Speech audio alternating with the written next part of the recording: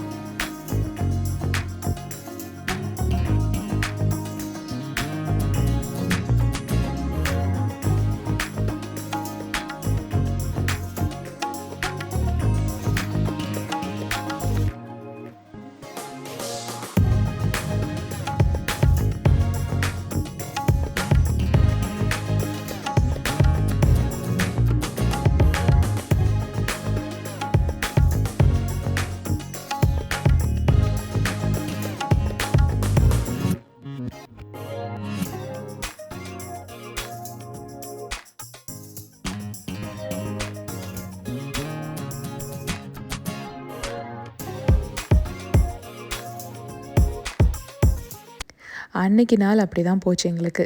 அதுக்கப்புறம் வியாழக்கிழமை காலையிலிருந்து மழை தூறிக்கிட்டே இருந்தது. நைட்டாயும் விடவே இல்லை. நல்லா இருந்தது வெதர் பார்க்குறதுக்கே. ரொம்ப குளிரும் கிடையாதுங்க. இந்த வெயில் அடிச்சுட்டு இந்த மாதிரி ஒரு மழை பெஞ்சதுன்னா நல்லாயிருக்கும் இல்லையா? பேக்யார்டில் அப்படியே கொஞ்சம் நேரம் உட்காந்துக்கலாம் அப்படின்னே தான் தோணும். ஆனால் ஃபுல்லாக குப்பையாக தான் இருந்தது. ஏன்னா ரீசன்ட் டைமில் நான் போய் பின்னாடி க்ளீன் பண்ணவே இல்லை. சரி இன்றைக்கி இந்த வெதருக்கும் நல்லா இருக்குது, வெளியில் குளிரவும் இல்லை, எழில் அப்படியே விளையாட விட்டுட்டு நம்ம இதை க்ளீன் பண்ணிடலான்ட்டு தான் வந்தேன். கொடி கட்டியிருக்கோம் பார்த்தீங்களா, துணியெல்லாம் காய போடுறதுக்கு, அது என்ன ஆயிடுச்சு, ரொம்ப இத்து போய் ஒவ்வொரு கயிறாக அந்துட்டே இருந்தது. இன்றைக்கி லாஸ்ட்டு கயிறும் அப்படியே அந்து விழுற மாதிரி இருந்துச்சு. அது எல்லாத்தையுமே ரிமூவ் பண்ணிடலாம் அப்படின்ட்டு அதையும் இன்றைக்கி எடுக்கணும். ஒரு 2 in 1 மாதிரி தான். நான் வெளியில் இதெல்லாம் கொஞ்சம் சார்ட் அவுட் பண்ண மாதிரியும் ஆச்சு, எழில் கொஞ்சம் நேரம் வெளியில் விளையாட விட்ட மாதிரியும் ஆச்சு. என்ன மழை பெஞ்சிட்ருக்கறனால சார் கீழே இறங்க மாட்டார், மேலே அப்படியே சுற்றிக்கிட்டே இருப்பான். அது அவனுக்கு கொஞ்சம் டைம் பாஸ் ஆகும். வீட்டுக்குள்ளேயே இருக்கும்போது நமக்கே ஒரு மாதிரி கடி ஆகுது. பசங்கள்லாம் துருன்னு இருக்கிற ஸ்டேஜில் வீட்டுக்குள்ளே வச்சு பார்க்குறதுங்கிறது ரொம்ப கஷ்டம்தான். இன்னொன்று ஸ்க்ரீன் டைம்லேருந்து கொஞ்சம் ரெஸ்ட்டு கொடுக்கலாம் அவங்களுக்கு.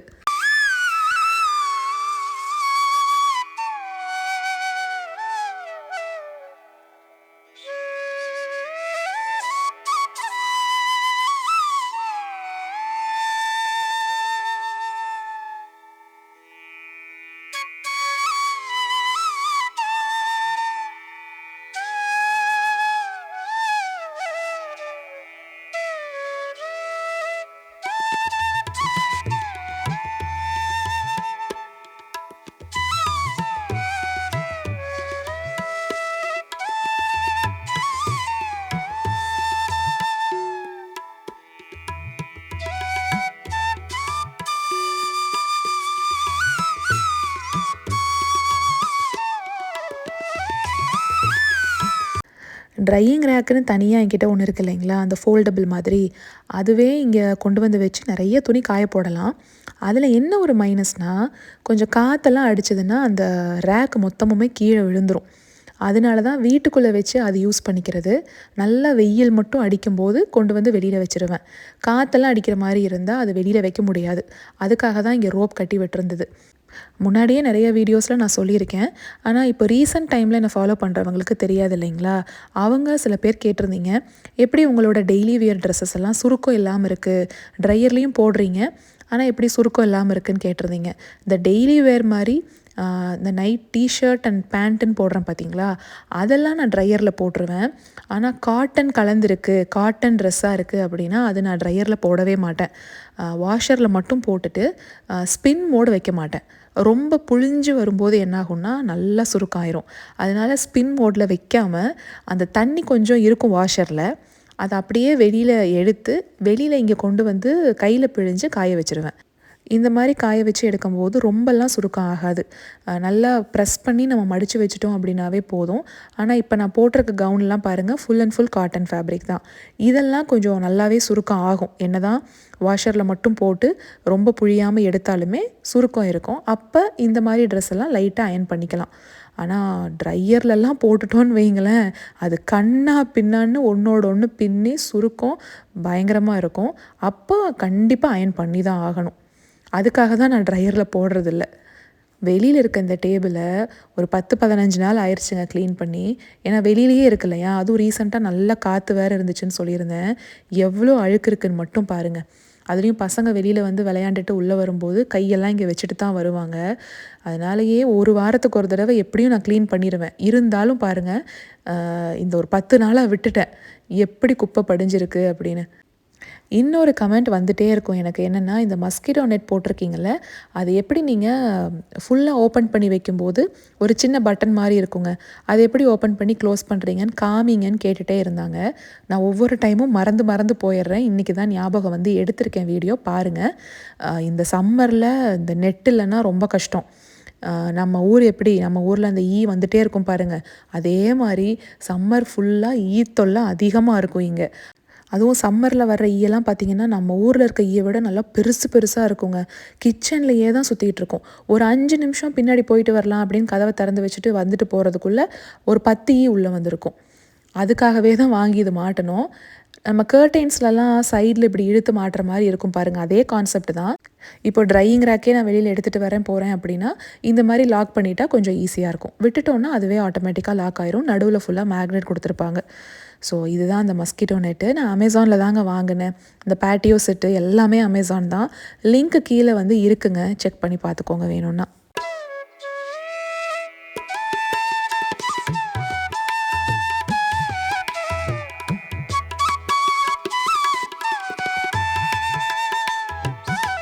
எல்லா வேலையும் முடிச்சுட்டு வீட்டுக்குள்ளே வந்தாச்சு. கண்டிப்பாக ஹேண்ட் வாஷ் பண்ணியே விடணும். ஏன்னா எல்லாத்தையும் தொட்டுட்டு இருந்தான். கடைசியில் அவனும் ப்ரூமெல்லாம் எடுத்து கூட்ட ஆரம்பிச்சிட்டான். அதனால ஹேண்ட் வாஷ் பண்ணிகிட்ருக்கோம். ABCDEFG சொல்லிக்கிட்டே தான் கழுவணும். சொல்லு. ABCDEFG சொல்லுமா. நான் மறுபடியும் அம்மா சோப்பு தரேன். சொல்லு. யாபி ஷூ இல்லை, இங்கே பாரு, அம்மா பாரு. ABCDEFG சொல்லு.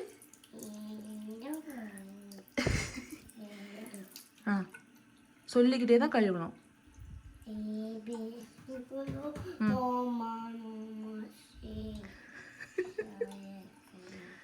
சரி, நல்லா தேய்ச்சியா? பின்னாடி தேய்ச்சிப்போ, கை பின்னாடி தேய். ஃபிங்கர்ஸ், டேடி ஃபிங்கர் எங்க? டேடி ஃபிங்கர்லாம் நல்லா கழுவினியா? சொல்லு. இது என்ன ஃபிங்கர்? இது என்ன ஃபிங்கர்? இது இது இது யார் ஃபிங்கர்? இது யார் ஃபிங்கர்? இது பிரதர். இது ஷிஷிர். இது பேபி மட்டும் நல்லா வருது. Okay, very good. முகிலுக்கு ஹேண்ட் வாஷ் பண்ணும்போதெல்லாம் இந்த கோவிட் டைமில் ஒவ்வொரு டைமும் வெளியில் போயிட்டு வந்து ஹேண்ட் வாஷ் பண்ணுறப்பெல்லாம் சலிச்சுக்குவாங்க. அம்மா அம்மா அப்படிம்பா. அப்போது இவங்க அப்பா என்ன பண்ணார், ABCDEFG அப்படின்னு ஃபுல்லாக ஆல்ஃபபெட்ஸ் பாடிக்கிட்டே ஹேண்ட் வாஷ் பண்ணிட்டு வா, உனக்கு டைம் பாஸும் ஆயிரும், ஆல்ஃபபெட்ஸும் உனக்கு ஞாபகத்தில் இருக்கும் அப்படின்னு ப்ரீ ஸ்கூல் போகிறதுக்கெல்லாம் முன்னாடி இருந்தே அவங்க அப்பா தான் பழக்கி விட்டார். எழிலுக்கும் அதே தான் ஃபாலோ பண்ணணும்னு அவங்க அப்பா சொல்லி கொடுத்து, அவங்க அப்பா சொல்கிறப்ப மட்டும் கரெக்டாக பாடுவாங்க.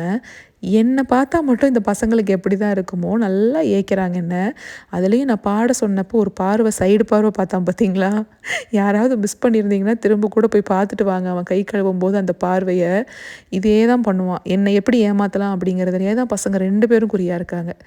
கடைசியாக ஒரு வழியாக டயர்ட் ஆயிடுச்சு 2 பேருக்குமே. அவனுக்கு ஆரஞ்சை உரிச்சு கொடுத்துட்டு எனக்கும் அவருக்கும் கொய்யாப்பழம் கட் பண்ணிட்டு வந்தேன்.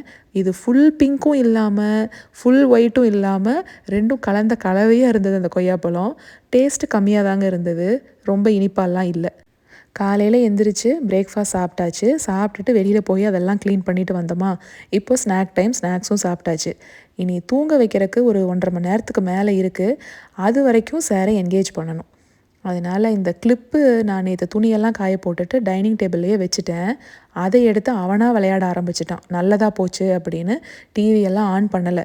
அதை வச்சே நீ விளையாடு அப்படின்னு கொஞ்சம் நேரத்துக்கு விட்டுட்டேன். புதுசாக ஏதாவது ஒன்று அவன் கைக்கே சிக்கிரும். அப்படி இல்லைன்னா நம்மளாக புதுசாக ஏதாவது ஒன்று கையில் எடுத்து கொடுத்துடணும். நிச்சயமாக அது டாய்ஸாக இருக்காதுங்க, அது நான் ஒத்துக்கிறேன். இதை சொல்லுவாங்க இல்லையா, ஒரு குடோன் ஃபுல்லாக டாய்ஸ் வாங்கி வச்சுருந்தா கூட பசங்களுக்கு அதிலெல்லாம் இன்ட்ரெஸ்ட் இருக்காது. டாய்ஸாக இல்லாமல் நம்ம யூஸ் பண்ணுற ஏதாவது ஒரு பொருளை தான் அவங்க டாயாக வச்சு விளையாடுவாங்க. அப்படி தான் இன்றைக்கி கிளிப்பு கிடச்சிருக்கு. அவர் மட்டும் அழகாக ஷர்ட்டில் மாட்டிக்குவாராம். எனக்கு எங்கே மாட்டி விட்டுக்கிட்டு இருக்கான்னு பாருங்கள். இதே மாதிரி நீயும் வளையல் போட்டுக்கோ, நான் மாட்டி விடுறேன்னா நோன்னு சொல்கிறான்.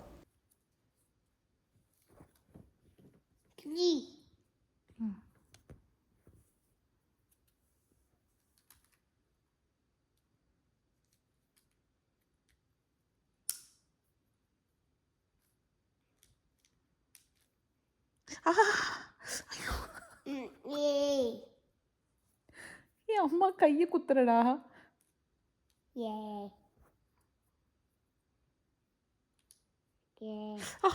வலிக்குது வலிக்குது.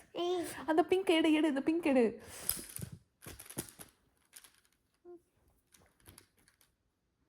என்னது இது? சரி மாட்டு மாட்டு மாட்டு. இங்கே பாரு, லைட்டாக மாட்டு. இப்போ மாட்டு, இப்போ மாட்டு, இப்போ மாட்டு. வளையலில் மாட்டணும் தங்கம், அம்மாவோட இதில் மாட்டி. ஓகே.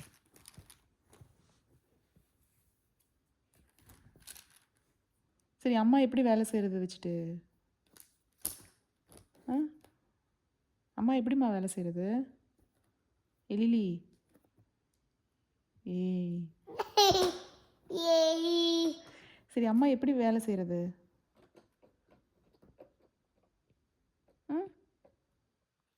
அம்மா போய் எப்படி சமைக்கிறது வச்சுட்டு?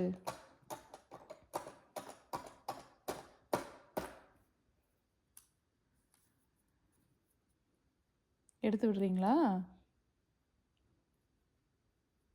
Very good.